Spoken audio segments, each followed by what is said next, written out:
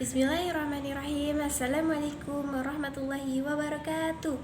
Nah, di sini saya akan menjawab pertanyaan tentang training Bimba AIUEO interview yang membuat video dan diupload ke YouTube hari kedua.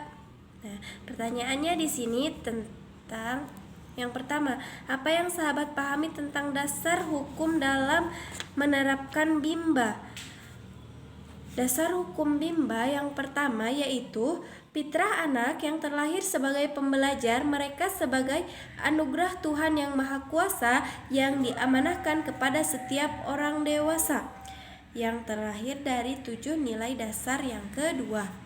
Yang selanjutnya, maka bimbingan minat belajar merupakan hak anak sekaligus kewajiban setiap orang dewasa.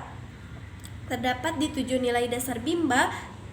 Yang kelima, nah kalau teori belajar dalam psikologi pendidikan yaitu menggunakan the law of effect atau menyenangkan akan diulang-ulang. Nah jadi kalau anak itu sudah small step sistemnya menyenangkan, maka anak tersebut akan terus mengulanginya dan ingin mengulanginya.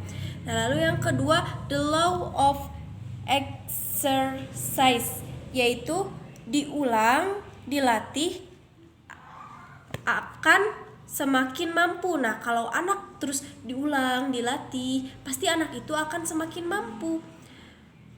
Nah, kalau sudah mampu, pasti anak akan the law of readiness atau mampu dan semakin siap karena semakin diulang-ulang, jadi anaknya semakin siap dan semakin mampu. Nah gitu. Yang kedua, apa yang dimaksud bermain sambil belajar? Yaitu kegiatan sepenuhnya bermain. Jadi anak itu bermain sesuai apa yang dia inginkan. Nah, tapi kita di sini mengarahkan juga tentang jadi anak itu harus bermain dan harus ada lagu Bimba, bahasa Bimba, tujuan Bimba, yaitu agar proses menyenangkan dan juga harus secara small step system atau placement test. Nah, jadi di sini kan anak itu kan bermain. Nah, jadi kita harus memverbalkan kata-kata Bimba walaupun mereka itu sedang bermain, karena otak mereka itu walaupun sedang bermain itu kan sedang masa golden egg ya, atau masa keemasan, jadi mudah tercangkup gitu kata-katanya.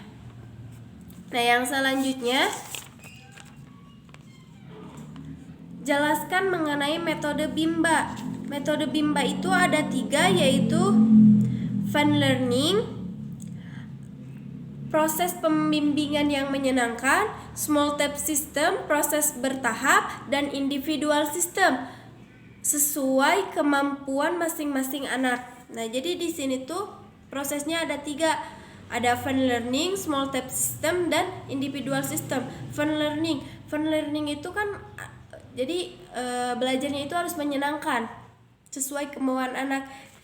Nah, yang keduanya itu small step system, harus bertahap. Kan kalau bertahap nanti anaknya itu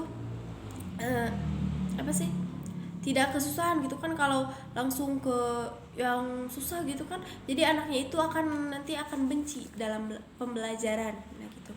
Kalau individual system jadi sesuai kemampuan masing-masing anak. Jadi anak itu mampunya di mana, misalkan mau membaca dulu. Nah, tapi kita harus memasukkan caranya menghitung itu gimana, tapi tidak perlu memaksakan. Nah, seperti itu.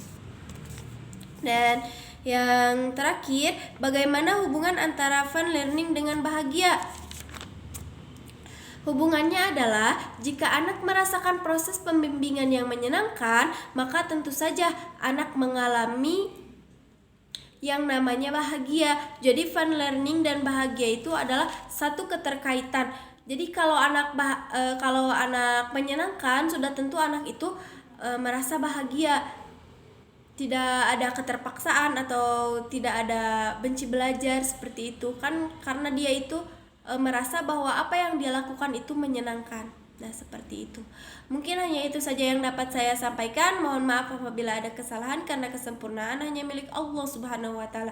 Saya Bunga Anjela pamit undur diri. Wabillahi taufiq wal hidayah. Wassalamualaikum warahmatullahi wabarakatuh. Salam Bimba, tetap semangat dan terus belajar.